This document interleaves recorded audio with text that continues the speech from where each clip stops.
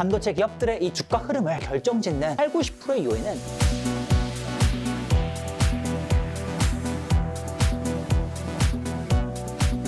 5월 20일 예. 월간 이선엽 2025년 5월호가 시작됐습니다. 예. 어서 오십시오. 예, 안녕하셨습니까? 안녕하세요. 예. 오늘도 저희가 이선엽 오마카세 강의를 들으신 분들 중에 5분을 스튜디오에 모셨습니다. 우리 카메라 너머에 계시고요.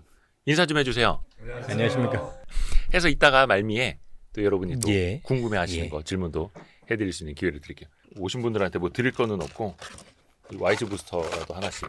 오늘 근데 이선엽 이사님 좀 달라진 게 눈치 보이지 않습니까? 예. 눈치 채셨나? 예, 이제 야인이 됐고요. 의상이 달라졌어요. 예, 많이 달라졌습니다. 직장인 아닌 것처럼. 예, 직장인이 현재 아니고요. 예. 예, 흔히 얘기해서 백수입니다. 아이, 별 말씀을요, 별 말씀을요. 예. 근데 이제는 이제 뭔가 또 새롭게 이제 시작하시기 예, 전에. 예, 그렇습니다. 뭔가 이제 해보려고 하고 있고, 뭐 신안에서도 이제 나이가 돼서 그렇죠. 아이, 예, 말씀을. 이거는 예. 예, 어쩔 수 없이 그렇게 된 거죠. 그래서 하여튼간 이제, 앞으로 예. 뭘 하시던 간에 와이스트릭과 네. 함께 하시는 걸로. 네, 알겠습니다.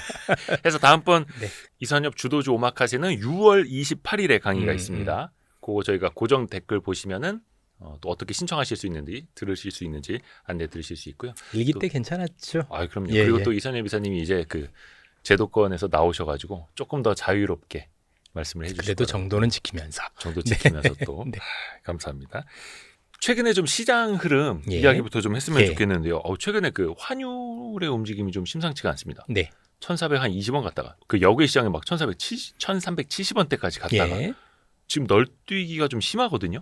환율 이건 좀 근본적인 원인 어떻게 보고 계세요? 뭐 한두 가지 요인은 아닐 건데요. 네.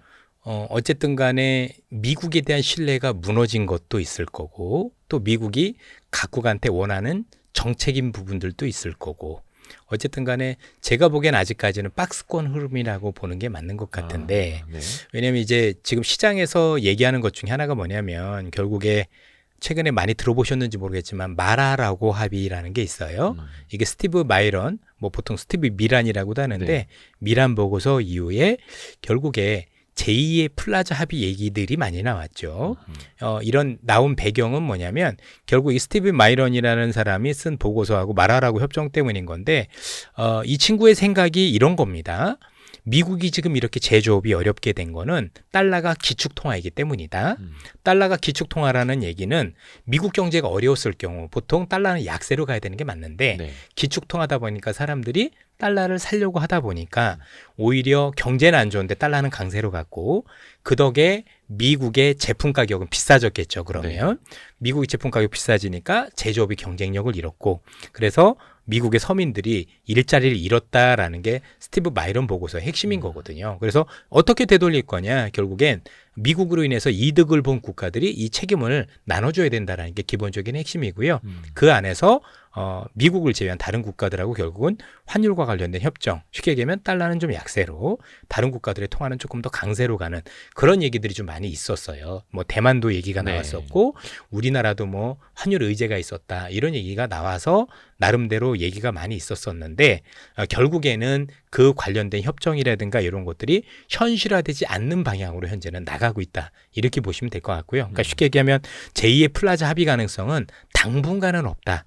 이렇게 보셔야 될 것 같고 어쨌든 그럼에도 불구하고 최근에 환율과 관련된 흐름은 많이 달라지고 있다. 특히 최근에 시장의 자금의 흐름 자체가 미국에서 탈미국 쪽으로 많이 벌어지고 있습니다. 왜냐하면 최근에 무디스가 미국의 신용등급을 강등을 했습니다. 물론 이게 뭐 원래 피치라든가 다른 데서 했기 때문에 뭐 마지막 수순이긴 하지만 분명한 건 어쨌든 시장에 경고를 준 건 맞는 거잖아요. 미국은 좀 재정적으로 문제가 있어.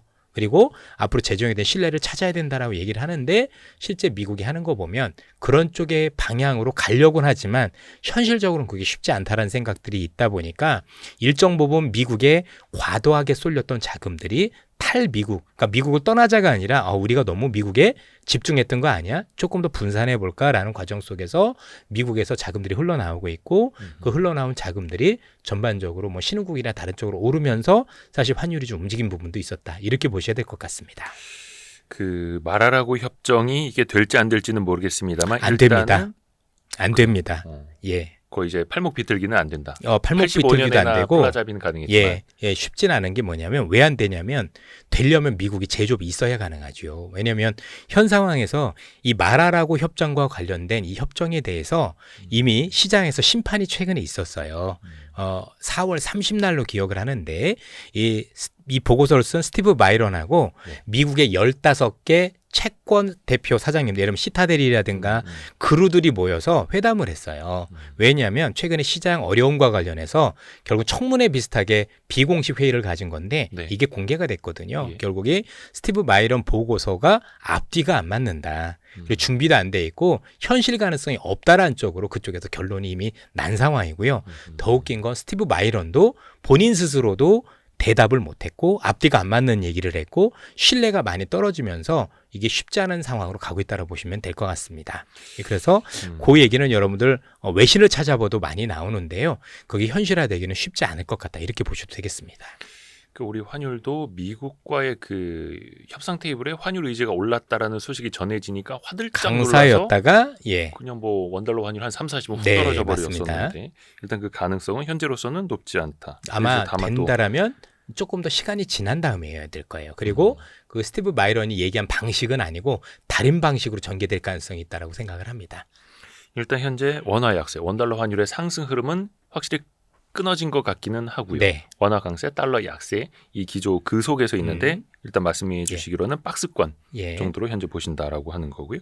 이게 그 환율을 걱정하는 게 우리 1분기까지는 수출주도 실적 정말 잘 나왔습니다만 앞으로 그러면 수출주 실적이 좀 영향을 받지 않을까 이런 걱정들이 벌써 나오잖아요. 사실 2, 3분기까지는 실적이라고 얘기하기도 어려운 게 뭐냐면 너무 불확실성이 크다 보니까 원래 실적이라는 게 뭔가 우리가 보편타당하게 좀 추세를 가지고 있어야 되잖아요. 예측가능. 근데 지금은 우리가 알고 있는 여러 가지 정책적인 불확실성들 때문에 이 실적에 대해서 뭔가 불규칙성이 작용하고 있어서 이걸 가지고 추세를 보는 건 되게 쉽지 않다라고 생각을 해요. 그리고 앞서도 제가 설명을 드렸지만 기본적으로 지금 상황에서 원화가 굉장히 강세로 가고 또 위안화가 강세를 가고 이런 모습을 보이면 어떤 문제가 생기냐면 미국의 물가가 안정이 안 돼요. 네. 그렇지 않겠습니까? 왜냐하면 달러가 약세라는 얘기는 미국에서 들어온 수입 물가가 되게 올라간다는 얘기가 되는 거잖아요. 근데 지금도 물가가 잘 안 잡히고 있는 상황에서 만약에 수입 물가가 올라가게 되면 미국이 통화 정책을 쓰기도 또 미국 정부가 안고 있는 그 금리 이자에 대한 부담이 굉장히 커질 수 있는 상황이기 때문에 현재로서는 뭔가 미국 입장에서 놓고 보면 무리한 달러 약세는 아직은 아닌 거고 나중에 미국이 조금 더 체력을 갖추고 또는 미국이 제조업이라는 걸 어느 정도 유치를 해서 그렇죠? 이제 미국이 이제 수출하는 그런 여건이 될 때는 필요하겠죠. 근데 지금은 아니다. 이렇게 보셔도 될 것 같아요. 제조업 기반을 다시 또 강화한 다음에나 가능한 스토리. 그 환율 계속 여쭤보는 것도 증시에서는 이 외국인의 수급에도 영향을 많이 미치지 않습니까? 근데 일단은 외국인 입장에서 봤을 때는 원화가 약세 기조로 가는 것보다 강세 기조로 갈 때 한국에 들어올 유인은 조금 더 많아지겠죠. 네. 지금 상황에서는 좀 어느 쪽으로 봐야 되겠습니까? 지금은 5월엔 좀 사긴 샀습니다. 네, 한국을 사는 건 아닌 것 같아요. 한국을 사는 게 아니라 특정 종목이나 업종을 사고 있다라는 게 맞는 거고 왜냐하면 외국인 입장에서는 옛날에는 한국이라는 국가를 이렇게 다 사게 되면 삼성전자부터 시작을 해서 시가총액 순위별로 샀는데 어느 순간인가부터인가 우리나라가 움직이는 업종들이 사실은 굉장히 어느 쪽은 올라오고 어느 쪽은 내려오면서 사실은 굉장히 지수가 생각보다 많이 오르지 못하는 현상들이 많이 나타나기 시작을 했어요. 그렇죠. 단순히 환차익만을 위해서 한국에 대한 투자라는 건 조금 그렇고 결국엔 그래도 될 만한 업종들은 보인다라고 생각을 하는 거니까 그 업종 그다음에 그와 관련해서 환차익까지 같이 보는 이런 식으로 매매 패턴들이 좀 달라지는 것 같습니다. 예전은 뭐 코스피 200 당연히 이제 바스켓으로 네. 담아갖고 들어오고 환차익도 기대하면서 들어오고 했는데 이제는 시총 가장 그렇습니다. 큰 삼성전자가 제일 안 네. 좋다 보니까 예, 안타깝죠. 어떻게 보면 한쪽에서는 롱숏일 수도 있겠고 한쪽에서는 그냥 그렇죠. 업종별 종목별 네. 대응할 수도 있겠고 여기선 또 이제 그 반도체에 대한 이야기를 좀 해야 되는 그건 뒷부분에 네. 시간이 나면 하시죠. 반도체에 대해서 안 해도 될 것 같은데 사실 굳이 뭐 그 월간 이선을 꾸준히 보시는 분들 아시겠습니다만 몇 달 전부터도 제가 이제 이선일 이사님한테 반도체 섹터 여쭤보면 답변이 짧았습니다. 예, 맞습니다. 그게 또 잘 최근에 모르니까. 뭐 주가 흐름하고도 또 네. 비슷하고 있기도 하고요. 전반적으로 이제 코스피는 그래도 2,600선을 좀 빠르게 회복을 하기는 네. 했는데 코스닥이 5월 들어 좀 상대적으로 코스피보다는 좀 부진하더라고요. 이건 왜 그럴까요? 상위 업종들이 부진하기 때문이겠죠. 우선 아시겠지만 코스닥에는 상위 업종이라고 하면 제약바이오가 포진돼 있고 또 이제 2차 전지가 포진돼 있고 그러다 보니까 이 관련 업종들이 사실 정책적으로 조금 문제가 있는 경우들이 많았죠. 예를 들어서 미국 같은 경우에서도 IRA와 관련해서 그동안 보조금 주던 거를 조금 이제 축소하는 쪽으로 방향이 잡히다 보니까 사실 좋은 소식은 아닌 거잖아요. 네. 그러다 보니까 그런 영향을 좀 많이 받았다라고 볼 수가 있을 것 같고, 제약바이오 같은 경우는 기존에 좀 많이 올랐었다가 좀 쉬어가는 흐름이 이게 같이 맞물린 것 같아요. 네. 그러다 보니까 이런 현상들이 있지 않았을까. 왜냐면 이제 우리가 알고 있는 코스닥 쪽에서는 너무 특정 업종에 쏠림이 강하거든요. 네. 뭐 코스피만 해도 금융도 있고 뭐도 있고 그래서 완충지대가 있는데, 코스닥은 아무래도 조금 이제 우리가 흔히 얘기하는 뭐라고 해야 되나, 약간 벤처 같은 그런 모습들인데, 이런 기업들이 최근에는 두 업종이 제일 많은데 그 두 업종이 다소 좀 쉬어가는 모습을 보이다 보니까 코스닥이 다른 기업들에 비해서는 조금 더 지수에 비해서는 훨씬 더 좀 부족하지 않았을까, 이런 생각이 좀 듭니다. 특히 이제 제약바이오는 관세뿐만 아니라 약가 인하 네. 정책에 심리적으로 타격을 받은 것 같더라고요. 일단은 뭐 직접적으로 우리가 미국에다 약을 파는 거는 사실은 뭐 CDMO 쪽은 있을지 몰라도 제약바이오 쪽에서 신약 개발하고 막 라이선스 아웃 하는데 벌써부터 약가 인하를 두려워할 정도는 아닌 것 같습니다만 앞서가긴 하죠. 이게 이제 중요한 게 뭐냐면, 약가 인하가 문제가 아니라 트럼프가 왜 약가 인하를 했을까가 더 중요한 거예요. 네.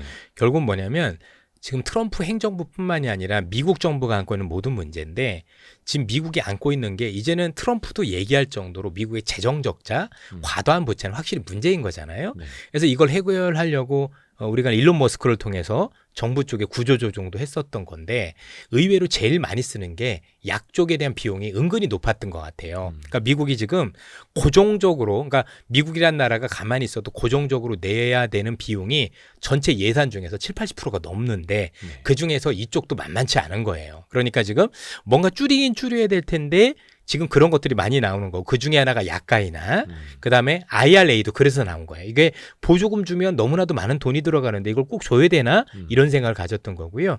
그래서 지금 보면 꼭 전기차를 하고 싶지 않아서가, 아니면 제약 산업을 죽이고 싶어서가 아니라 나름대로 재정과 관련해서 부담되는데 뭔가 줄일 수 없는 쪽을 고민하다가 나온 게 약가이나 아니면 IRA를 건드리는 그런 방향이다라 보시면 될 것 같고, 요거는 요 업종으로 안 끝날 가능성이 있죠. 아하. 향후에 또 뭔가 또 줄이려고 할 거 아니에요. 그렇죠? 예. 그러면 고민 잘 해보셔야 되는 게, 미국이 재정을 조금 건전하기 위해서 어느 부분은 줄이자고 할 건데, 그 줄이자고 하는 산업 쪽과 관련해서는 일단은 그런 얘기가 나왔었을 때 다소 보수적으로 보시는 것이 맞지 않을까, 이런 말씀을 드리고 싶습니다. 생각보다 그러면은 많이 나올 것 같아요. 반대로 생각해 보면 기존에 미국 정부로서 어떤 뭐 재정적인 지원을 받던 업종들은 한 번씩은 좀 짚고 넘어갈 필요가 있어. 받은 쪽도 있는데 미국이 너무 많이 쓰는 쪽도 그런 거죠. 왜냐하면 이제 이번에 미국 약가를 낮추자라는 것도 제약사들한테 무조건 약값을 깎아라는 게 아니라 네. 핵심이 유통구조를 개선하자예요. 왜냐하면 이 약의 원가가 뭐 예를 들면 100원인데 실제 소비자한테 팔리는 건 너무 터무니없더라. 이거 보니까 야, 왜 똑같은 약을 만드는데 유럽하고 한국은 싼데 미국은 이렇게 비싼 거야. 그랬더니 유통업체가 너무 고마지를 많이 먹는 거 아니냐. 그래서 이런 것들을 좀 고쳐라 뭐 이런 거였었기 때문에 그 내면에 있는 것들도 잘 봐야 돼요. 이건 무조건 제약사한테 깎자라는 게 아닌 거죠.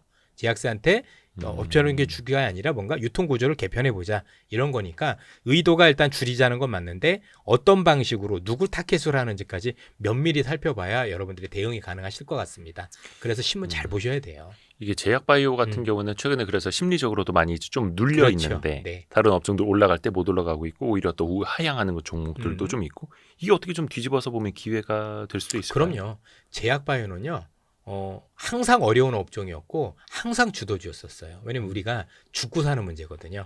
그죠? 약이라는 게 계속 개발되는 거는 병도 계속 진화를 하고 이 병과 관련해서 치료법도 진화를 해야 되는 거지 않습니까? 네. 예를 들어서 우리가 알고 있는 항암제도 1세대 항암제와 2세대 항암제, 3세대 항암제가 전부 다르잖아요. 네네네. 옛날엔 나도 죽고 암도 죽고, 그렇죠?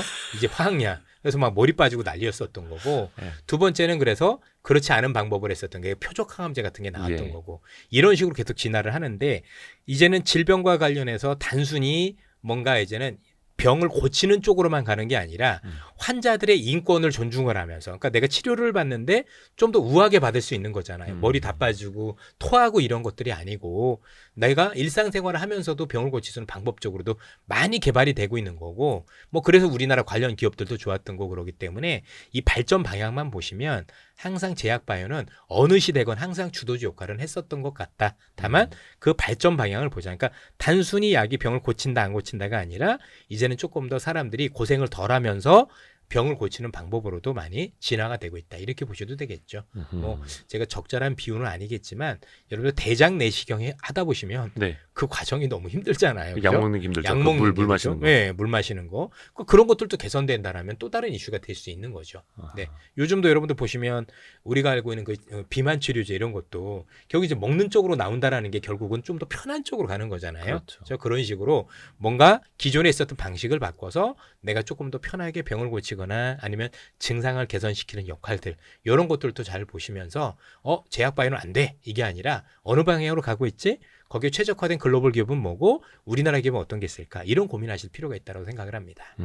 또 하나가 그 미국 시장이 이제 그 관세 90일 유예 이후에 빠르게 반등을 했습니다. 예. 그러다 보니까 공포와 탐욕 지수 같은 거 보면 벌써 탐욕 구간까지 가 있어요. 예. 요건 좀 어떻게 보세요? 좀 어떻게 보면 일각에서는 이또 과열이다. 예. 이렇게 이야기하는 쪽도 있고 아직은 또 한쪽에서는 회복도 다 못했는데 뭔 소리냐. 아니요. 회복은 이렇게 다 하죠. 했죠. 과열도 맞고요. 어. 예. 왜냐면 그 충격과 공포와 관련해서 사실은 제가 지난번에도 나와서 그런 충격과 공포가 있을 때 자신 없으면 가만히 있는 게 더 낫다라는 말씀을 네. 드렸었어요. 아무 대응 안 하는 예. 게 좋다. 사실은 사는 게 좋은데 예. 그 과정에서 살 수 있는 사람은 저는 없다라고 보고 가만히 있으면 이렇게 다 올라옵니다. 결국은 적극 대응했던 분들만 문제가 된 건데 결국에 미국이 이 충격과 공포를 통해서 얻고자 하는 거는 더 나은 협상력을 갖는 거거든요. 네. 보통 우리는 레버리지를 갖는다는 표현을 하는 건데 근데 이번에 트럼프 정책은 이미 시장에서도 많이 나온 것처럼 사실 오판을 한 게 맞고요. 그다음에 사실 안타깝게도 조금 너무 나가셨던 것 같아요. 여기서 조금 오해를 안 하셨으면 좋겠는 게 트럼프의 관세 정책이 잘못된 게 아니라 네. 관세 정책을 그 수행하는 과정 속에서 방법이 문제였던 거예요. 그렇죠? 여러분들 아시는 이미 많이 보셨겠지만 트럼프가 처음에 관세 정책을 할 때 트럼프의 내각은 아주 정교하게 이 정책을 어떻게 써야 된다라는 여러 가지 방법들을 가지고 있었어요. 네. 예컨대 첫 번째는 보편 관세와 상호 관세는 같이 부과하면 안 되는 걸로. 그러니까 먼저 상호 관세 25%를 부과를 하고 네. 부과한 거를 통해서 이제 협상을 하는 거죠. 예. 그래서 한국과 뭐 일본 이런 국가들이 내가 미국에 이만큼 투자하겠습니다. 뭐 자동차 투자도 할 거고 하겠습니다라고 하면 면제시켜주는 쪽으로 갔어야 돼요. 그리고 그게 면제가 되면 이제 관세 부담이 없었을 때 이제 보편 관세를 부과를 하는 거죠.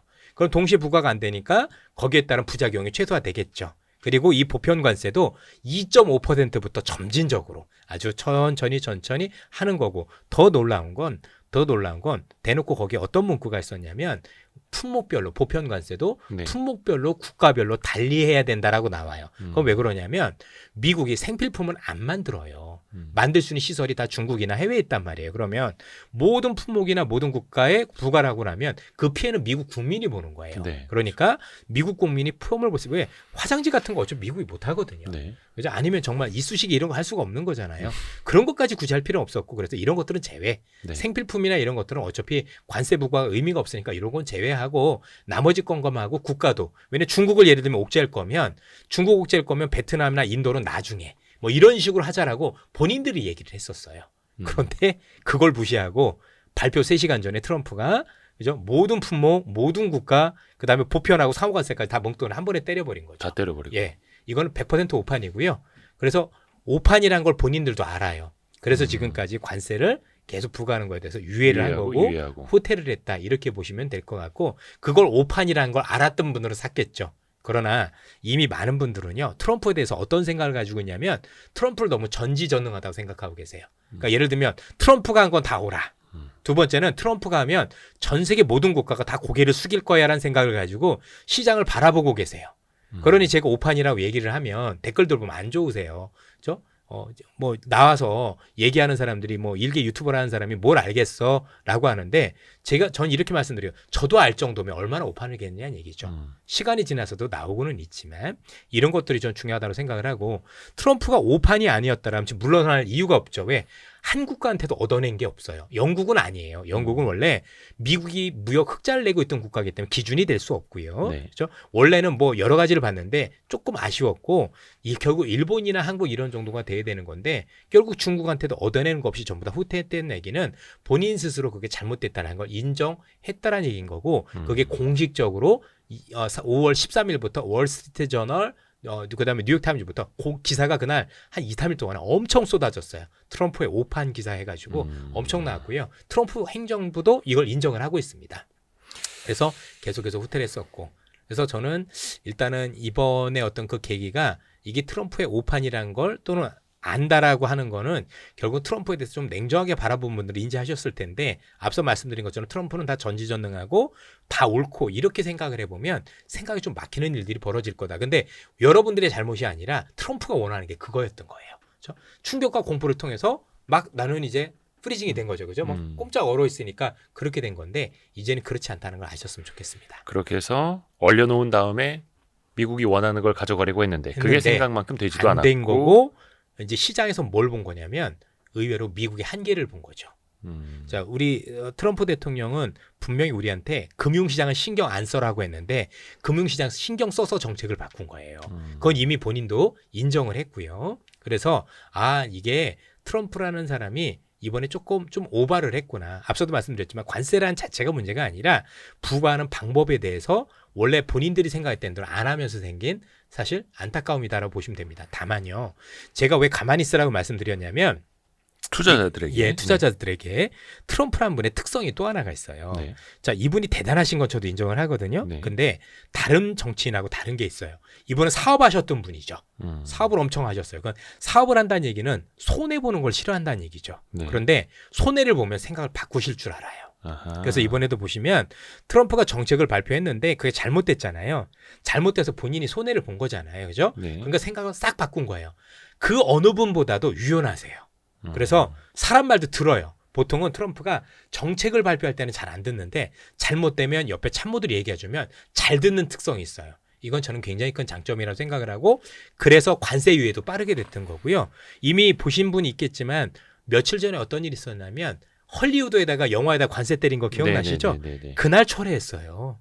그죠? 그날 철회했어요. 그게 뭐겠어요? 유연한 거예요. 그래서 트럼프란 사람은 내가 어떤 정책을 했는데 미국한테 유리하면 그대로 밀고 나가고, 혹시 미국한테 불리한 쪽이 되면 반드시 철회를 하더라. 그렇죠? 아주 유연하게. 그래서 많은 분들이 보셨을 때 금융시장이 큰 발작이 있으면 트럼프를 볼 게 아니라 그 발작을 보면 그거는 잘못된 거거든요. 그러니까 본인이 의도한 대로 안 된 거거든요. 그러면 그냥 유연하게 바꿀 거라고 생각하셔도 돼요. 그래서 사도 된다고 말씀드리는 거고, 다만 우리가 충격과 공포에서 그걸 이길 수 없으니 가만히 있고 바람 쐬러 갔다 오면 조금 지나서 회복이 된다. 이렇게 말씀을 드렸던 거예요. 어떻게 보면 2기 트럼프 행정부가 되게 강경파들 중심으로 꾸려져서 네. 좀 많이 걱정을 했습니다만 그래도 그 안에서는 유연함이 있다. 그 유연함을 해주는 분이 한 3분 정도가 있는데, 하나는 여러분들 잘 아는 스콧 베센트 재무장관이 있고요. 의외로 러트닉 상무장관도 뭔가 잘못됐을 땐 나름대로 트럼프를 이렇게 설득한 역할을 해주고 있고요. 또 하나는 그 백악관의 그 대변인 부시죠. 여성 대변인 되시잖아요. 네네네. 그분이 바른 말을 되게 잘해요. 그렇죠? 되게 당차시더라고요. 그래서 트럼프님 이러면 안 됩니다라고 했고요. 그래서 그 역할도 많이 됐어요. 그러니까 나름대로 트럼프에서 중심을 잡아주는 분들도 계시고, 이 얘기를 또 트럼프는 잘 듣고 유연하게 대응하더라. 그러니까 우리는 투자 전략상에서 이런 것들을 이용하려면 트럼프가 정책에 성공할 수도 있고 안 할 수도 있겠다. 근데 혹시 안에서 뭔가 잘못됐었을 때는 조만간 생각을 빨리 바꿀 거니까 오히려 그 유연성에 대해서 배팅하는 게 맞지 않을까, 이런 말씀을 드리고 싶어요. 근데 이제 또 슬슬 걱정이 되는 지점이 그 90일간의 상호 관세 유예를 하지 않습니까? 그게 7월 초에 만료가 됩니다. 맞아요. 7월 8일인가요?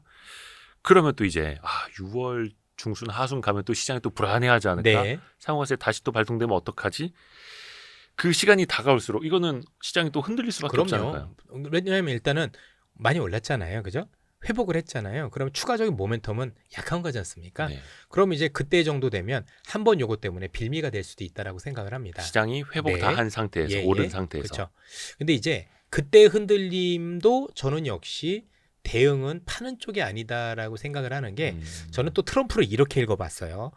요거는 제 뇌피셜입니다. 뭐 동의하실 수도 있고 안 동의하실 수도 있는데, 지금 말씀드렸다시피 트럼프란 사람은 유연하다고 말씀을 드렸습니다. 네. 근데 그 유연함 속에서 발견한 게 뭐냐면, 왜 이렇게 파월을 압박하지?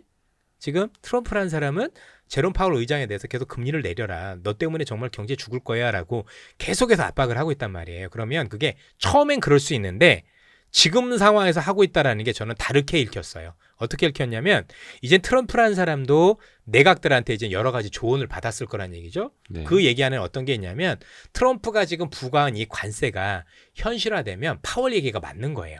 이 정도 고관세는 파월이 얘기했던 대로 경제도 안 좋아지고 물가도 오르는 스태그플레이션으로 반드시 연결되게 돼 있어요. 그러면 연준은요. 경제도 중요하지만 스태그플레이션을 막아야 되거든요. 그러려면 금리를 인하할 수 없는 환경이 되게 됩니다. 네. 그런데도 내리라고 하는 얘기는 어떤 의미가 있냐면 결국 이 관세가 현실화되지 않을 거라는 의미가 있는 거예요. 생각을 해보세요. 트럼프가 만약에 현 상황에서 그 모든 관세를 현실화 한다면 스태그플레이션이 있을 텐데 물가가 오를 텐데 파월을 압박할 수 있겠어요? 만약에 관세도 부과할 건데 파월을 압박한다라면은 본인 스스로 파월한테 진 거잖아요. 그건 누구 봐도 안 할 건데. 네. 근데도 불구하고 파월을 압박한다는 얘기는 그 안에는 내가 이거 현실화 하지 않을 거야라는 저는 전제를 깔고 있다고 생각을 해요. 물론 지금 말씀드렸지만 이건 제 뇌피셜이에요. 그렇게 안 될 수도 있고 조금 위험한 발언일 수도 있지만 저는 그렇게 읽혔거든요. 그러니까 그렇게 일관되게 자신 있게 파월이라는 사람을 공격할 수 있는 거고 파월이라는 사람을 공격하는 배경에는 그죠? 파월은 그 얘기만 하니까 너무 고관세입니다. 이 고관세면 당연히 금리를 못 내리는 게 맞아요라고 하는 건데 트럼프는 내리라고 하니까 그 안에는 고관세가 아닐 거예요라는 걸 넌지시 얘기해 준 게 아닌가. 그렇죠? 이건 이제 먼저 우리가 섣불리 얘기할 수는 없는 거지만 이런 전제를 깔고 시장을 한번 보시는 것도 나쁘지 않을 거라고 생각을 하는 겁니다. 그렇게 따져보면은 사실 트럼프 대통령이 이 관세 전쟁만 밀어붙이지 않았어도 연준의 금리 인하 시점은 진작에 오고도 남았겠죠. 왔었어요. 예. 왜냐면 트럼프가 원래 미국 행정부한테 받은 게 뭐였냐면 전체 통합 관세가 10% 이하였던 거예요. 원래도 그렇게 시장에서 생각을 했었고 그러면 물가가 일시적으로 오르는데 그 일시적으로 오르는 물가가 흔히 얘기한 기대 인플레이션까지 번지진 않아요. 네. 그럼 기대 인플레이션이 자극되지 않으면 이게 오르는 게 일시적이기 때문에 금리를 내릴 수 있다라고 3월 FOMC에서 발표를 했었어요. 근데 갑자기 5월에 바뀐 이유가 앞서도 말씀드렸지만 너무 관세가 크다였었어요. 그죠? 네. 딱 하나. 이거면 약속이 다르잖아. 원래 10% 이하 약속해놓고 22%가 뭐야? 이 발언을 얘기를 한 거고요. 바꿔 얘기하면 22%가 아니면 되는 거죠. 그리고 그거는 앞서 말씀드린 7월 달에 결정이 되겠죠. 네. 그렇죠? 그래서 뭐 추가 유예를 할 수도 있는 거고 여러 가지 방안을 통해서 그런 어떤 관세가 현실화되지 않도록 노력을 할 가능성이 있지 않을까라는 말씀을 드리고 싶습니다. 지금 일단 시장에서는 7월까지는 기준금리가 없는 걸로들 보고 있고 없을 올해 수밖에 없겠죠. 내도 또 하반기, 4분기 가더라도 인하가 안 될 수도 있겠다 그럼요. 이런 이야기들 나오고 있고. 아마 보셨던 분들 알겠지만 저도 원래 트럼프가 관세 부과를 그렇게 안 하면 저는 4월에 어느 정도 우리한테 힌트를 주고 5월에는 인하할 거라고 저도 생각을 했었어요. 네. 그런데 22% 보고 처음부터 느꼈어요.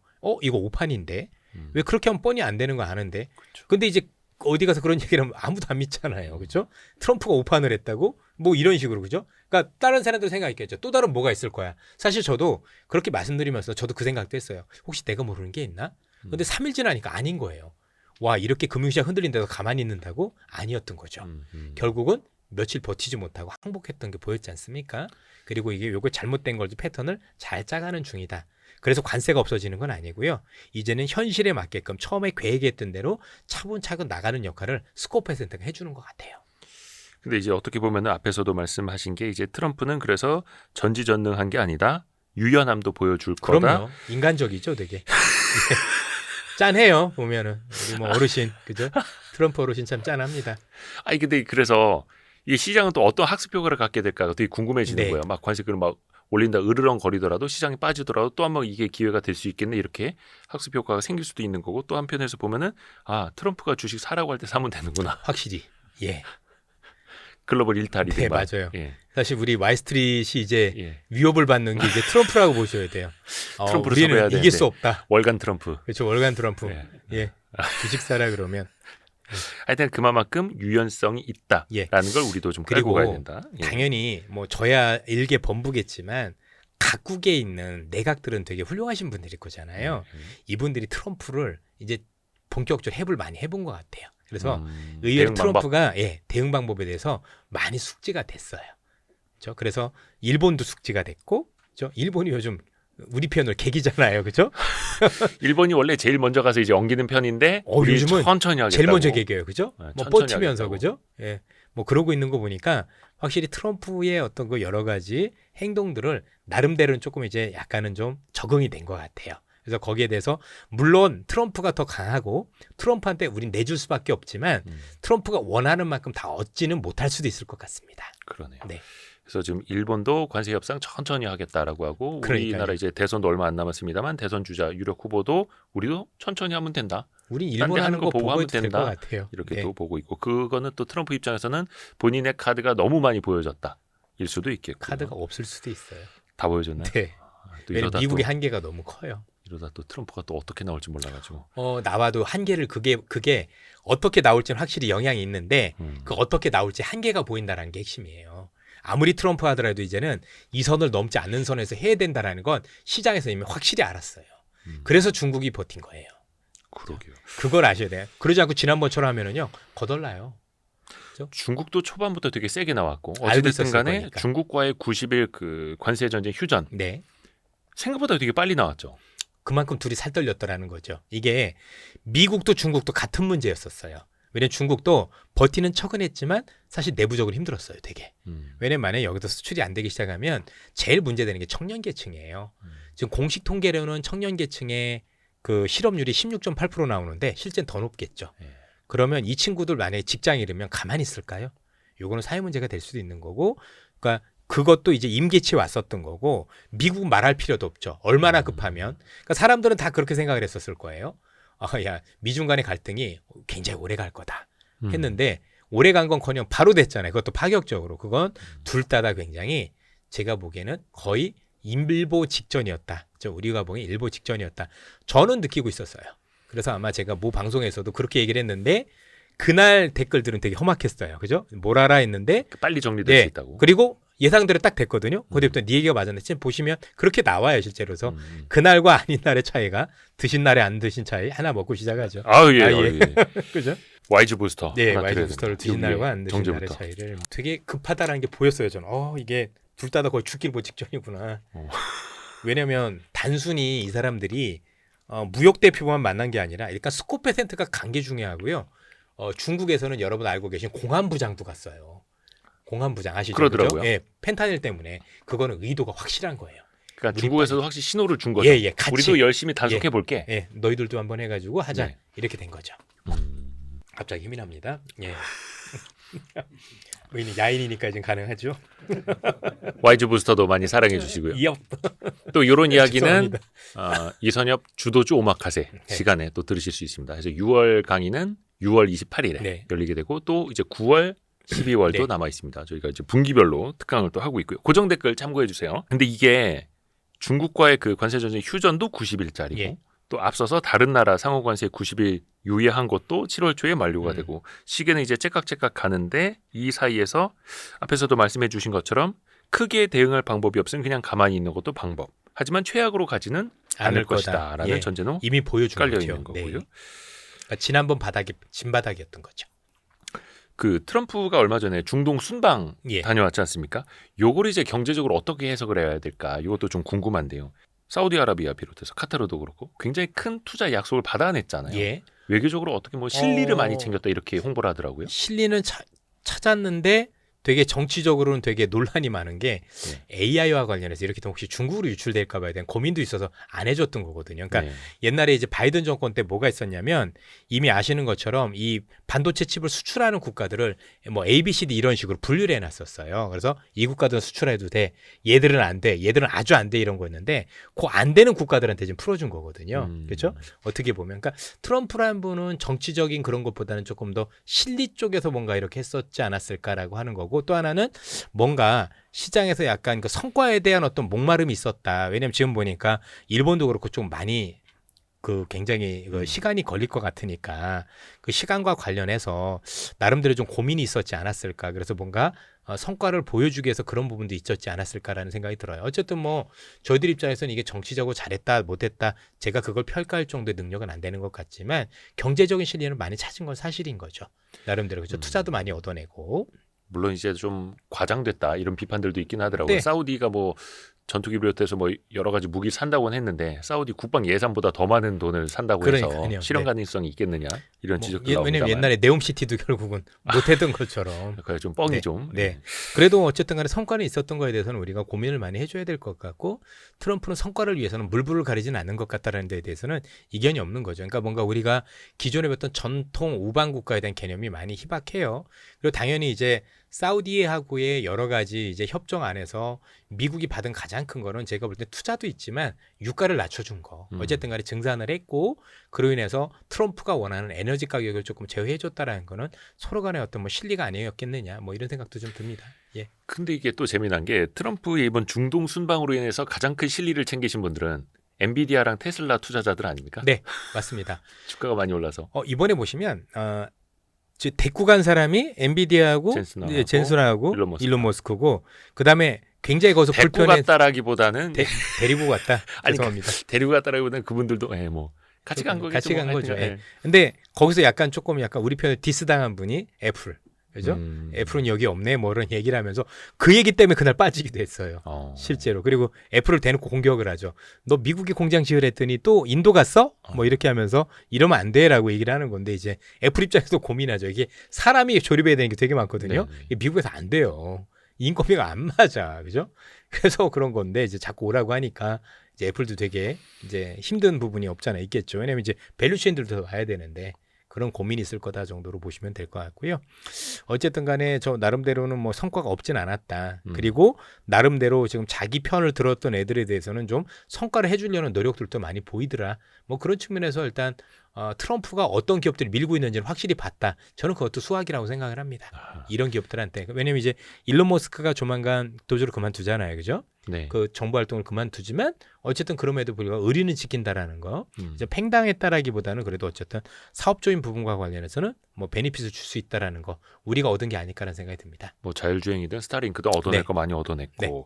아까 그 엔비디아 이야기를 잠깐 했습니다만 특히 이제 서학개미가 가장 사랑하는 종목으로 작년 말까지도 예. 엔비디아가 가장 뜨거웠었는데 최근에 엔비디아가 많이 주가 조정을 받다가 올라오는 과정에서 또 가장 많이 파는 종목 상위에 올랐더라고요. 엔비디아가. 그만큼 사람들이 이제 그동안 수익이 있었던 분들이 네. 좀 고점에서 팔 기회를 놓쳤다고 생각을 하셨던 것 같아요. 그러다 보니까 많이 올라오니까 좀 팔지 않았느냐라는 생각이 드는 거고 사실 엔비디아라는 기업은 이제 분석하기가 되게 어려워진 게 여전히 되게 좋은 기업임에도 불구하고 이제 중국을 한 대항마들이 생긴 거잖아요. 그죠? 그러니까 물론 중국계 다른 데로 수출이 되진 않겠지만 나름대로 중국이 이제는 자체적으로 뭔가 자꾸 한다라고 하니까 그러면 중국에 대한 시장이 좀 줄어드는 거 아니냐 이런 어떤 고민들까지 있다 보니까 이전보다 뭔가 내가 계속 강하게 들고 가겠다라는 생각보다는 나름대로 그래도 조금 분산을 해서 다른 쪽으로 가겠다 이렇게 생각을 하시는 것 같아요. 그러게요. 이게 참 많이 달라졌습니다. 그래서 예. 오히려 엔비디아 팔고 알파벳 메타를 또 그쵸. 순매수하고 네. 있다 하더라고요. 서학개미들 입장에서 보면은 어떻게 보면 알파벳 메타 이런 쪽은 중국 쪽의 리스크가 또 높지 않은 기업들이기도 그렇죠. 하고요. 예. 소프트 쪽이니까요. 우리나라 지금 한창 이제 실적 발표 시즌입니다. 네. 역시나 기존에 잘 나가던 주도주가 또 좋은 실적을 보여주더라고요. 네. 좀 총평이라보다는 중간 평가 해보시면 이렇게 어떨까요? 보시면 될 것 같아요. 관세 영향이 있었던 기업과 없었던 기업으로 나뉘어져 있다. 예. 저는 그렇게 생각을 합니다. 일단 관세의 영향이 있는 것들은 뭐 이미 아시겠지만 IT 자동차부터 해서 그런 것들인데 나머지 최근에 좀 시장이 비해서 굉장히 좋은 기업들은 사실 관세하고 일도 상관이 없거든요. 왜냐하면 걔들은 관세도 안 맞기도 하지만 미국이 없어서 우리한테 손을 벌린 거기 때문에 그 영향이 좀 많이 다르지 않았을까. 그리고 조금 이제 관세 있는 기업들 같은 경우도 사실 이게 진짜 실적이라 보기엔 어려운 부분들이 없잖아 있는 게 예를 들어서 1분기 같은 경우는 4월부터 관세가 부과될 거라 해서 너무 선주문이 많았기 때문에 좋은 부분들도 있었을 거고 근데 또 4, 5, 6월 달은 반대 케이스가 돼 있을 수도 있을 거고 또 하나 또 그 다음 분기는 또 불규칙해질 수 있는 게 그 다음에 또 혹시 90일 이후에 끝난 다음에 또 안 될까 봐 또 선주문 또 들어올 거잖아요. 그러니까 이 실적이 일반적인 수출 기업이나 관세 영향 있는 기업들은 너무 불규칙해요. 네. 너무 울퉁불퉁. 그래서 이게 진짜 추세인지 아닌지 알기 어려운 부분이 있다 정도로 말씀드리고 그게 아니라 뭔가 우리가 기존에 한국의 강점이 있고 되게 뭐 관세 영향도 좀 덜 받고 이런 기업들은 제가 볼 땐 그래도 자기 갈 길을 가고 제 어떤 실적도 냈고 실력도 보여줬다. 이렇게 말씀드리고 싶습니다. 그 중에서 섹터 몇 가지만 좀 여쭤보면은 뭐 조정 없이 라면 매운맛 계속 예. 보여주고 있고 황제주 된 것도 있고요. 조선방산도 실적 정말 잘 나왔죠. 네. 그 이후로도 주가는 계속 가고 있고 조정도 그렇죠. 없이. 예. 이게 벌써 몇 년째입니까? 한 3년 돼가는 것 같고 예. 라면은 라면이 아니라 삼양불닭 많이 해요. 그렇죠. 딱 다른 라면은 그렇게 안 팔리고요. 그러니까 삼양불닭은 문화입니다. 문화. 예, 문화죠. 그러니까 글로벌에서 이 삼양불닭은 문화라고 보셔야 되겠습니다. 그래서 뭐 같은 품목이 라면이 유행해야가 아니잖아요, 그죠? 삼양불닭만 유행하고 있는 거죠. 그리고 거기엔 컨셉이 있었던 거고 글로벌 젊은 친구들의 어떤 그 챌린지 이것과 관련된 제가 여기서도 말씀드렸는지 모르겠지만 저 같은 나이에 있는 분들은 이해를 못하는 게 그래서 당연히 저희도 먹어보지 않았겠습니까? 네. 저 반나절 화장실에 있었어요. 결국은 제 입장에서 이게 뭐 대단해라고 생각할 수 있을까? 이거 왜 먹어가 더 컸겠죠. 예. 근데 반대로 생각이 되는 거죠. 근데도 제대로 왜 먹을까? 음. 저렇게 많이 팔리는 이유가 뭘까? 이게 진짜 분석이 돼야 되는 건데 일단은 반나절 고생한 걸로 저는 이제 못했던 걸로. 그 그쵸? 소스를 절반만 넣으면 되더라고요. 아, 예, 조금만 넣어서. 그러면 또 그 맛이 안 나죠. 예. 예. 어린이 맛 이렇게. 저는 해서. 어떤 제품을 살 땐 예. 반드시 그 제품이 나왔을 때 최적화된 이유가 있을 거라고 생각을 해요. 그래서 물도 반드시 정량을 넣어요. 그래야 제일 맛있다라고 해서 나온 거거든요. 그리고 그래서 화장실에 예, 화장실에서 이제 반나절을 보냈었던, 그죠? 속이 타 들어가는 줄 알았어요, 진짜. 와, 이게 불닭이 아니라 이제 불이 들어간 거죠, 진짜로. 그 저는 이제 예전에 야식 잡술로도 그 삼양식품 놓친 이야기를 좀 영상으로 찍기는 했습니다만 60만 원 갔을 때도 와 80만 원 갔을 때 와 이러다 황제주의 되겠네. 90만 원 와 지금 뭐 한 110몇만 원? 그렇죠. 이게 우리가 놓칠 수밖에 없는 게 첫 번째는 그게 그래도 우리보다 후배분들의 문화인 게 첫 번째고 두 번째는 팔리는 지역이 해외잖아요. 그러면 해외에 가서 중국이든 미국이든 이 친구들이 이걸 좋아하는 거에 대한 어떤 것들을 또 우리가 바라봐야 되는데 우린 또 못 본 거지 않습니까? 그러다 보니까 단순히 수출 데이터만 보니까 큰 그림이 안 보이는 거죠. 그래서 저기 뭐지 설날 때도 한번 빠졌다가 올라오고 그죠? 빠졌다 얘들아. 그래서 수출 데이터가 사실 그 제 역할을 해줘야 되는데 오히려 노이즈가 됐었던 적도 있었어요. 맞죠. 예. 예. 그래서 항상 문화를 읽을 때는 그 큰 문화가 어떻게 형성이 되는지 문화적 배경이 뭔지는 꼭 알고 투자를 해야 되겠다. 안 그럴 거면 제가 보기에는 의미가 별로 없어요. 그렇죠? 쉽지 않은 수출 투자. 데이터 월간 뭐 10일 단위가 예. 아니라 이게 제가 뭐 할 수 있는 건 모르지만 여러분들 이게 추천의 개념은 아닌데 최근에 쌈지엔터가 그랬죠. 그렇죠? 하추핑이라고 불리는 그 그렇죠, 예쁜 인형이라고 보는 만화 캐릭터가 네네네. 있는데 이걸 가지고 사람들이 과연 환호를 했을까요? 그렇죠? 뭐 나이 드신 분들 특히 이제 선배님들이나 저희 나이 때는 이게 뭐야, 그죠? 머리가 되게 크네, 이선엽이 아니야, 뭐 이렇게 그죠? 이랬을 텐데, 산여핑. 예, 저는요 뭘 봤냐면 저희 아들이 큰 아들이 이 영화를 보러 간다는 거예요. 예? 이 영화를 하추핑 영화를 보러 갔었어요. 대학생이에요. 용산으로 보러 갔어요. 남자 대학생. 남자 대학생. 근데 사람이 많더래요. 그게 우리가 놓치는 거. 그러니까 그 친구들은 그 열풍을 잇는 거고 주가가 그냥 오르는 게 아니잖아요. 또 다른 문화인데 지금 옛날에 여러분들 지금 우리가 웃으니까 그렇지만 옛날에 헬로키티가 그러지 않았을까요? 그죠?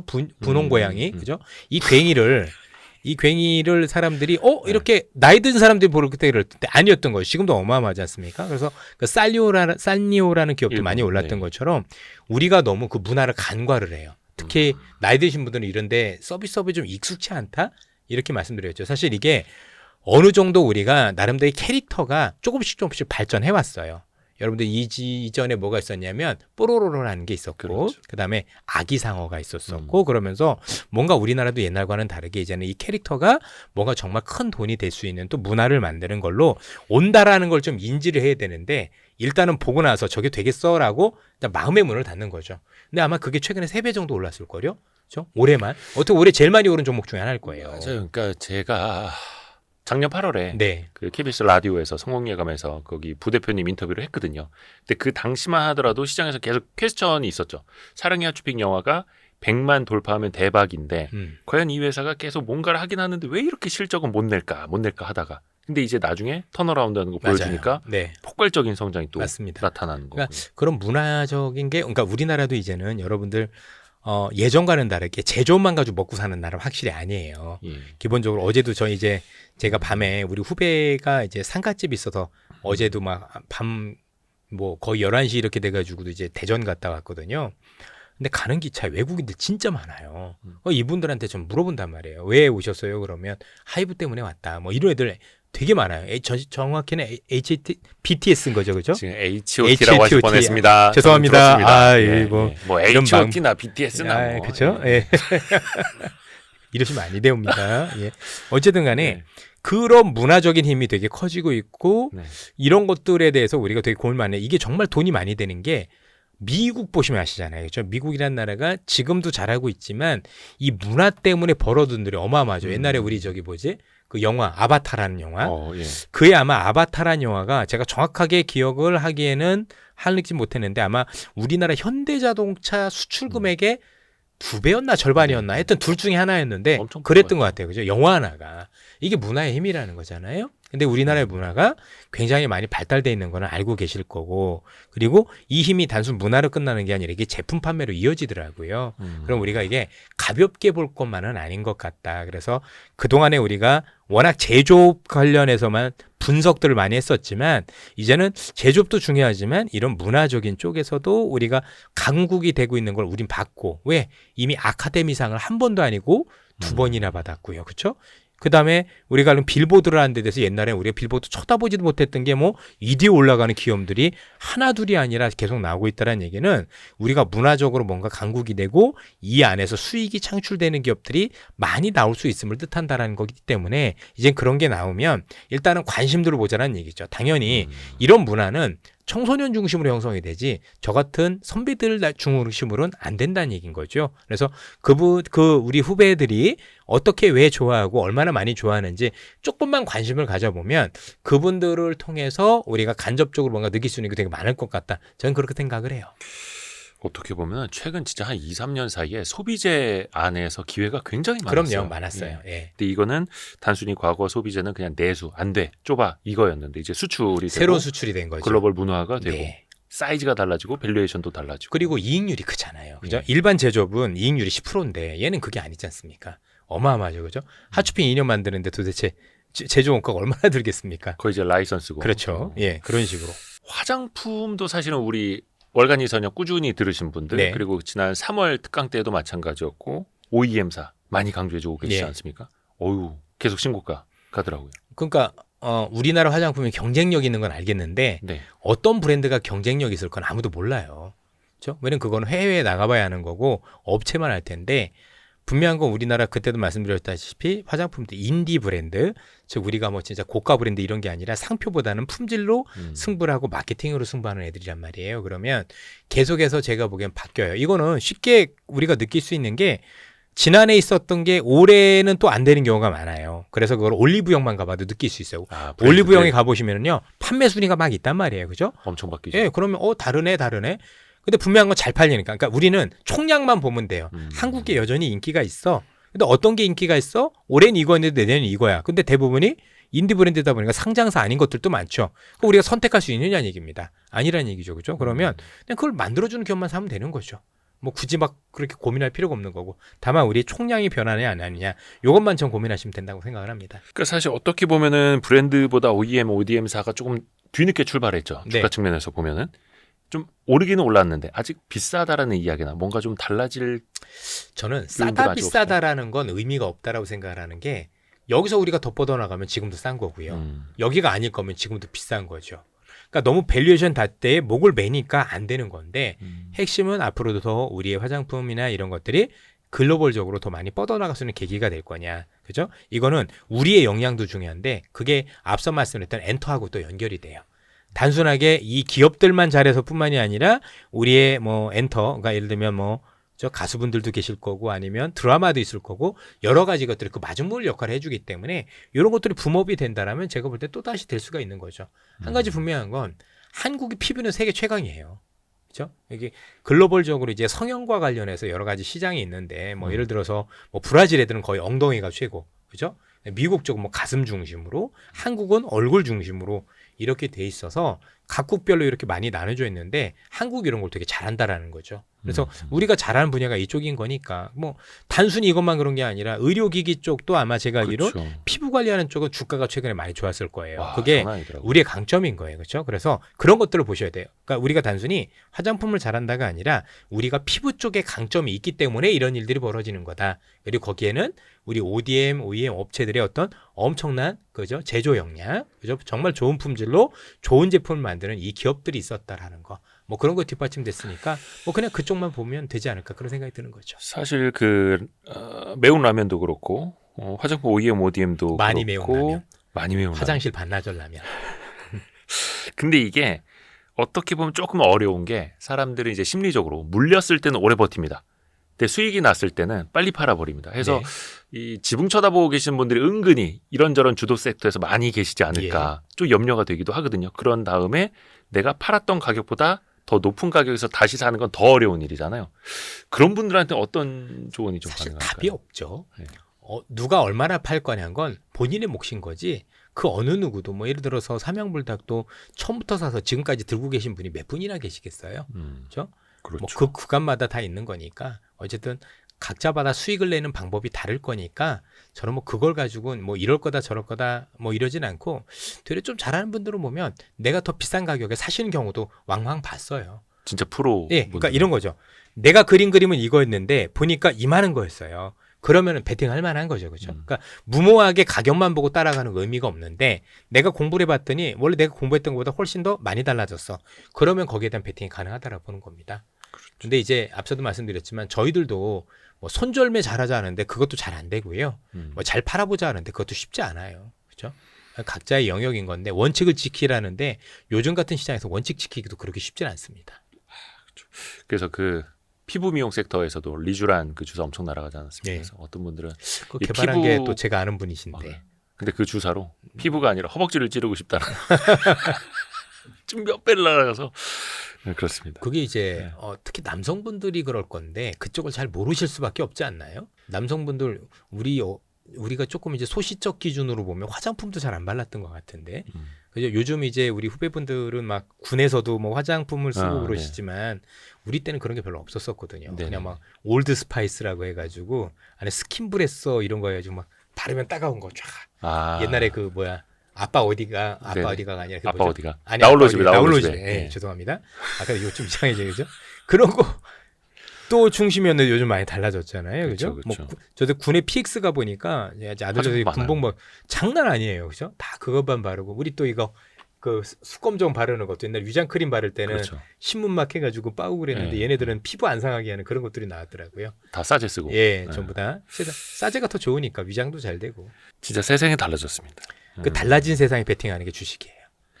참 달라지는 세상 또 하나 기대감이 있는 게 저 PBR 종목 네, 그리고 배당은 좀 그래도 했었는데 시장에서는 그냥 만년 성장 못해서 네. 배당만 하는 종목으로 이제 생각되던 것들 정치권에서는 이제 배당소득 분리과세 입안 정책 발의를 한 곳도 있고 하다 보니까 배당주 또 저 PBR 주가 막 급등하기도 했습니다. 네, 최근에도 보니까 오늘 저희가 5월 20일에 촬영하고 있습니다만 와 증권주가 또 이제 거의 불기등을 맞아요. 품고 있더라고요. 이거 원래 제가 질문을 준비할 때는 조정받을 때 어떻게 기회가 될 수 있을까 이거였는데 많이 급등해서 조정이 없네. 예. 어떻게 해야 결국에는 됩니까? 이거는 정책 수혜인 거잖아요. 예. 우리나라가 이 배당에 대해서 인색했던 거는 배당과 관련해서 이게 분리과세가 아니다 보니까 사실 잘못 맞으면 세금이 거의 절반이거든요. 그다음에 대주주 입장에서는 종합소득에 들어가고 그렇죠. 그럼 사실 이게 배보다 배꼽이 더 큰 게 세금만 있는 게 아니라 의료 보험비부터 해서 이 폭탄이에요. 네. 거의 죽음이 되거든요. 그러니까 배당을 받을 필요가 없고 그러다 보니 배당에 되게 인색했던 것도 있죠. 또 하나는 결국에 이제 자사주를 샀을 때 소각을 하느냐 안 하느냐 차이는 큰 게 결국 우리가 퍼라는 건 주식 숫자가 들어가잖아요. 그죠? 주당 순이익인 거니까 주식 숫자가 줄어들수록 주가가 좋아지는 건데 우리나라 같은 경우는 자사주를 사면 그 자사주가 소각용이 아니라 우후지분이 돼버린단 말이에요. 그렇죠. 그러다 보니까 실제 사도 별로 의미가 없는 그런 상황이었던 건데 이게 이제 제도적으로 뭔가 변할 수 있는 얘기들이 많이 나옵니다. 그래서 이거는 뭐 딱히 어떻다 그렇다라고 말씀드리긴 그렇고 두 가지만 보시면 되겠죠. 우선 배당과 관련해서 분리과세 쪽으로 기울면 배당 관련주들은 의외로 괜찮을 수 있겠다. 두 번째, 자사주 매입 소각이 소각이라는 걸로 강제화될 경우, 그렇죠? 반강제화될 경우 그것도 긍정적일 수 있겠다. 그러나 그걸 제가 지금 딱 한다, 못한다 말씀드릴 수 없는 게 그게 이제 법령 개정이 필요한 거고 하나는 상법 개정, 하나는 이제 세법 개정도 같이 이루어져야 되기 때문에 이것들을 지켜보면서 그 가능성이 높아질 경우 또 이제 조만간 다음 주 이후에 새 정부가 태어날 텐데 새 정부에서 정책 기조를 어떻게 몰고 가느냐에 따라서 여러분들이 포지션을 보시면 되겠습니다. 근데 일단은 시장에서는 좀 분리과세라든지 이런 쪽으로는 가능성 높게 좀 베팅을 하는 것 같아요. 예전부터는 그랬는데 현실화되지는 않았으니까. 왜냐면 항상 말은 나오다가. 이게 좋다 나쁘다의 개념이 아니라 현 정부도 다음 정부도 그 정부도 우리도 똑같은데요. 재정에 대한 부담이 진짜 커요. 맞아요. 이게 세수 줄어드니까. 여러분들 지금 잘 보셔야 되는 게 많은 분들이 인지를 하고 있지만 주식시장하고 연결시키지 않는 게 있어요. 그게 고령화예요. 그래서 이게 글로벌 시장 역사상 고령화가 처음이에요. 처음. 왜냐면 그 이전에 다 죽었어요. 그렇죠? 여러분들 지금 찾아보시면은요. 제가 지금 정확하게 기억을 못 하는데 1960년대 기준으로 해서 한국 남성의 평균 연령이 제가 알기로는 60세가 안 넘었었어요. 그렇죠? 그럼 지금 많은 보시는 분들은 지금 유령이시겠죠. 천국에서 보고 계실 텐데 요즘은 80세가 넘어도 젊다라고 얘기를 하시지만 그때는 흔히 얘기하는 환가 60세만 돼도 오래 살았어라는 생각이 들었을 땐 말이에요. 그렇죠? 그러니까 이 고령화에 대한 부담이 없었어요. 근데 지금은요. 단순 고령화가 아니라 이 고령화된 인구가 네. 역사상 제일 많아요. 그렇죠? 그렇죠. 저는 별로 안 되지만 저희 아버님만 해도 9남매시거든요. 그럼 이제 어마어마하지 않습니까? 그분들을 정부가 부양해야 되면 돈이 천문학적으로 들어가요. 그러면 이제 아무리 정책이 뭐 이게 뭐 좌파다 아니다 이런 걸 떠나서 하는 분들도 이제 머리가 아픈 거죠. 그죠? 이게 내가 하는 건 좋은데 세수는 어디서 마련하지 그러다 보니까 세수가 줄어드는 거 함부로 결정하기 쉽지 않을 수 있다라는 거죠. 그렇더라고요. 그래서 그런 측면에서 여러분들이 좀 더 정책을 면밀히 보고 실제와 여부를 보고 판단하시라 이렇게 말씀드리고 싶습니다. 그래서 지난번에 그 대선 후보 그 라이브 때 제가 이재명 후보한테 이거를 여쭤봤었거든요. 예. 배당소득 분리과세. 그래서 민주당 내에서는 좀 이거를 하려고 하는 네. 목소리들이 높은데 이재명 후보는 약간 주저하는 게 결국 세수가 줄어들까 봐 이거 염려하시더라고요. 이게 그러면은 쉽지가 않아요. 결국에는 네. 배당을 안 하던 기업들도 같이 많이 이제 늘려서 그러면 전체적인 배당 소득세는 늘어나는 방향으로 배당을 많이 하면 늘어날 그렇죠. 테니까 이렇게 가야 하는데 하여튼 뭐 설득을 잘할 필요가 있는 것 같고 여러 가지가 돼야 되겠죠. 예를 들어서 주주환원도 잘 되면서 정부의 세수도 뭐 줄지 않는 방향으로만 한다라면 그죠? 그건 지금 말씀대로 파이를 키우는 게 제일 좋겠죠. 그렇죠. 그렇죠? 더 많은 배당이 돼서 그렇게 하면 그렇죠? 기업들이 나눠주는 건데 기업들도 본인들만 가질 필요는 없잖아요. 그렇죠? 우리는 주주고 주주로서의 가치는 분명히 있어야 되는 거니까 분명히 저는 당위성이 있다. 너무 박해요 기업들이. 예. 그래서 그 배당 소득만으로도 노후를 준비할 수 있는 그건 그런 좀 나라가 되면 어렵지 참 않을까요? 좋죠. 그러니까 되게 이제 예. 이상이죠 아직까지는. 왜냐하면 이제 그러려면 그럴 만한 기업이 있어야 되는데 이게 참 쉽지 않을 것 같은데. 또 하나 약간 좀 이제 음지에서 양지로 올라오는가 싶은데 이거 왜 이렇게 빨리 올라오지 싶은 게 대표적으로 건설주입니다. 예. 최근에 물론 이제 원전하고 같이 이어지는 건설주가 많이 오르기는 했습니다만 건설주 전반적으로도 반등을 꽤 했더라고요. 그럴 수밖에 없는 게 일단 구조 조정이 많이 됐고요. 네. 두 번째는 국책공사들이 많이 보이죠. 예를 들어서 이제 뭐 우리가 뭐 청와대부터 시작해서 그런 얘기들도 나오고 있고 또 하나는 지금 양당 모두 정책 방향이 결국 집값 잡는 거에 대한 거를 결국엔 방법이 없다. 결국엔 공급을 늘리는 게 중요한 게 아니겠느냐. 이런 얘기 나오니까 공급을 많이 늘렸을 경우는 사실 여러분들도 똑같으시겠지만 내가 집을 살 때 새 집을 살 때 제일 중요하게 보는 게 브랜드 아니시던가요? 저 브랜드 있는 게 되게 중요하잖아요. 네네네. 그렇죠? 예. 그러면은 그 특정 기업들 중심으로 시장이 재편될 수 있다는 기대감들 많이 될 수 있는 거죠. 이제 뭐 넘을 수 없는 일이 돼버렸고 더 이상 공급을 미루면 안 될 정도로 집값이 많이 오르고 있고 그러면 집값이 안 오른다가 아니라 공급을 통해서 오르는 폭을 최소화해야 서민분들이 나중에 내 집 장면에 대한 꿈을 가질 거 아닙니까? 그렇게 생각을 해보면 공급에 대한 이슈가 제일 큰 것 같아요. 우선적으로는. 근데 어떻게 보면은 그 기대감으로 또 많이 올라왔고 그렇죠. 근데 많이 올라왔어도 뭐 밸류가 비싼 것도 그렇죠. 아니고 네. 또 하나 잊혀졌던 거 하나만 더 여쭤볼게요. 근데 이 상황에서도 2차 전지주가 또 신저가를 가더라고요. 예. 이게 참 저는 힘들어하시는 분들 많은데 이게 어둠의 시간이 저는 답을 못 하겠습니다. 잘 모르겠어요. 그러니까 공부를 안 한 지도 꽤 됐고 그냥 잘 됐으면 하는 바람이 있고 왜냐면 이제 나중에라도 어쨌든 뭐 로봇이 되든 뭐가 되든 한 번은 도팔구가 있을 텐데 그때까지 잘 버텨 주셨으면 하는, 아니면 이제 그래도 국가 산업인데 정부 측에서도 이 사업이 그냥 저절로 사장되게 놔둘 게 아니라 중국 다음으로 중국만큼 우리가 잘하는 게 우리잖아요, 그렇죠? 네. 뭔가 조금 국가적으로 이렇게 뭔가 좀 정책적인 지원이 필요하지 않을까 이런 생각을 좀 가져요. 그러게요. 참. 이대로 가면 왜냐면 우리 기업들이 견뎌낼 수 있을까요? 그렇죠? 예, 안타깝죠. 왜냐면 저렇게 투자하고 저렇게 열심히 했는데 저 그냥 놔두면 안 될 거 아닙니까? 그렇죠? 그러게요. 그래서 저는 살릴 수 있는 건 살려야 된다고 생각을 하는 게, 나중에 보면 결국 어려웠다가 살아나는 기업들이 한 몫을 해줘요. 예. 지금이니까 그렇지 옛날에 방산이 사업이었습니까? 그렇죠? 결국 잘 버티고 기술력을 인정했기 때문에, 왜냐면 다른 나라는 못하는 거니까. 다른 나라는 못하는 거니까 우리가 가지고 있는 것들은 조금 어려워도 정부 지원이 있어야 되는 거고, 이게 글로벌의 트렌드예요. 중국 같은 경우 다 이게 지들이 잘하는 것보다는 정부 지원이 컸고, 반도체 같은 것도 그렇죠. 이제 미국도 IRA 이런 걸 통해서 정부 지원이 들어가는 거잖아요. 글로벌 트렌드예요. 근데 우리만 기업들한테 너희들이 해봐 뭐 기업이니까 정부는 필요, 이러면 안 된다라는 거죠. 그렇죠?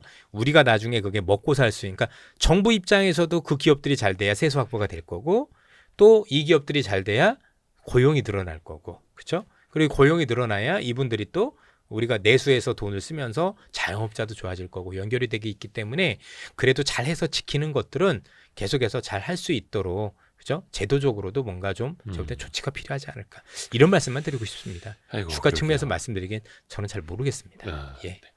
그리고 또 오늘 이선엽 주도주 오마카세 강의 들으신 분들 중에서 5분이 지금 스튜디오에 와 계시는데 혹시 질문 있으신 분? 테슬라를 좀 이제 저가에서 좀 샀다 팔았다 했는데 이번에 쭉 올라가 버리더라고요. 네. 오래 갖고 싶은데 그 전망은 어떻게 좀 보시나요? 우선 특정 종목에 대해서 전망을 하는 건 제가 볼 때는 이게 아무리 유튜브라고 하더라도 적절치는 않은 건 맞는 거고요.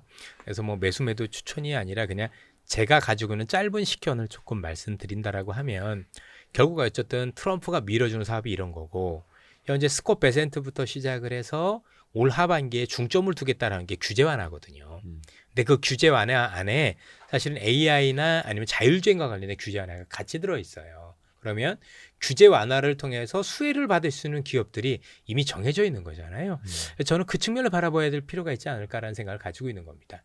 사실 주가에 대한 어떤 변동이 너무 커서 어느 가격이 적당하냐 말씀드리긴 좀 쉽지는 않은 것 같은데, 저는 그 하반기에 있을 규제 완화에 대한 초점이 어느 쪽으로 갈 거냐, 그에 따라서 이 기업이 수혜를 받을 거냐, 전 그걸 잘 보셨으면 좋겠습니다. 이 정도 말씀드릴 수 있는 것 같아요. 아까 화장품주도 그렇고 의료기기도 그렇고 사실은 경기 침체가 오면 제일 먼저 줄이는 것 중에 맞아요. 하나잖아요. 그래서 그런 부분은 어떻게 보시는지 궁금해요. 이게 되게 웃긴 게, 미국이 경기 침체를 만들지 않아야 되거든요.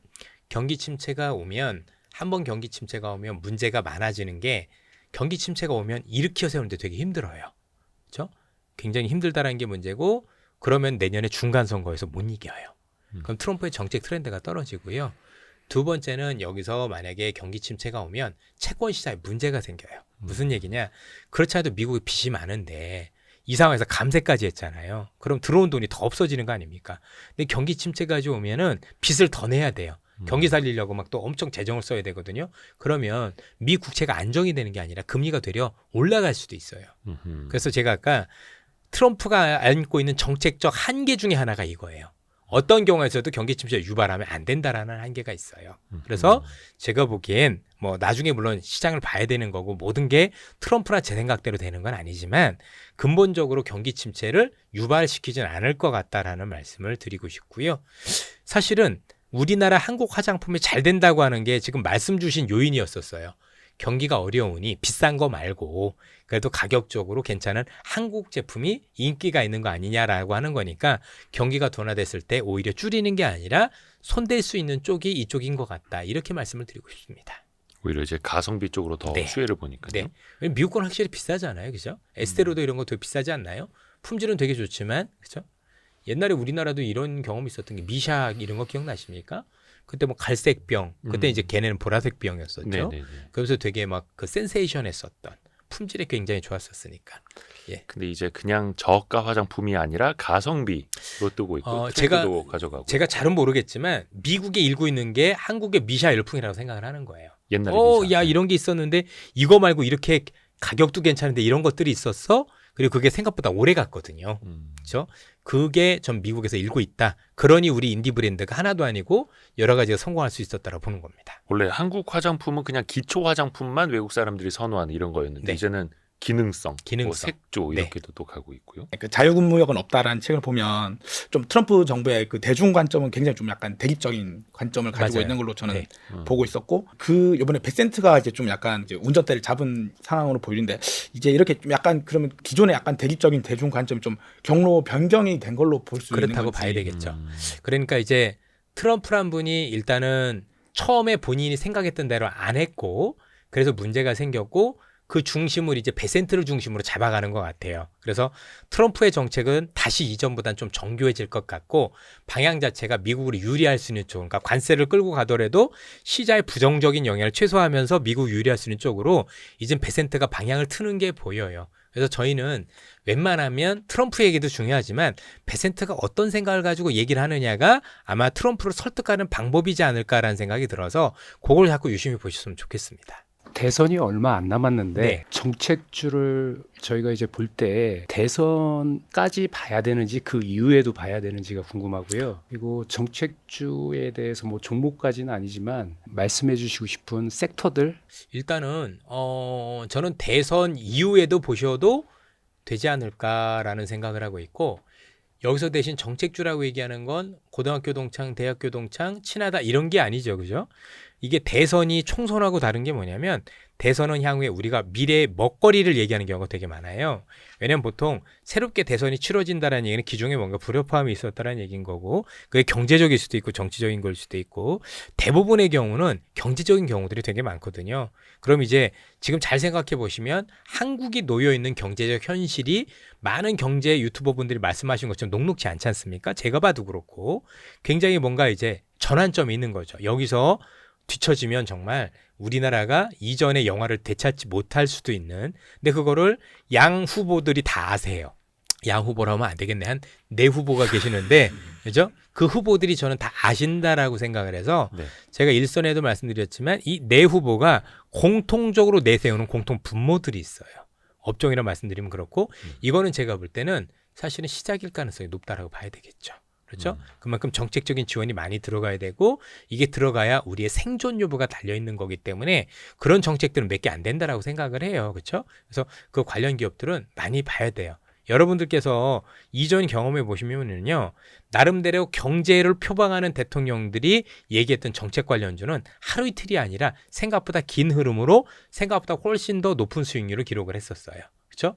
그게 무엇인가는 뭐 신문만 보셔도 알 거라고 생각을 하고 그래서 뭐 정치가 지금 굉장히 뭐 징글징글하고 그죠? 우리 표현으로 조금 혐오스러우시겠지만 그래도 이분들이 공통적으로 얘기하는 건 분명히 있을 거다. 그래서 그거 중심으로 한번 보셔도 되지 않을까. 아니면 유력 후보가 몇 분이 계시다면 좀 추려서 그 안에서도 핵심 공약집이 10개 공약집이 다 나와 있거든요. 이것만 보시면 방향성이 나와요. 그럼 거기에 대해서 그냥 딱 하나만 고민해 보세요. 이대로 하면 이 관련 기업들은 수익성이 개선될 수 있겠는데라는 업종이 있고 아닌 게 있거든요. 이거 보면 되게 제가 볼 때 쉽게 접근 가능한 것 같아요. 지난달 4월호 때도 말씀해 주셨습니다만 AI 관련된 것도 그렇죠. 많이 네. 강조를 때 해 주셨고요. 하반기에 글로벌 펀드들이 어떤 마인드를 가고 접근하실까 그래서 짧게 좀 코멘트. 우선은 하반기 들어서 저는 지금보다 나쁘지 않을 거라고 생각하는 게 지금 이 관세가 계속 유예가 될 수는 없다고 생각해요.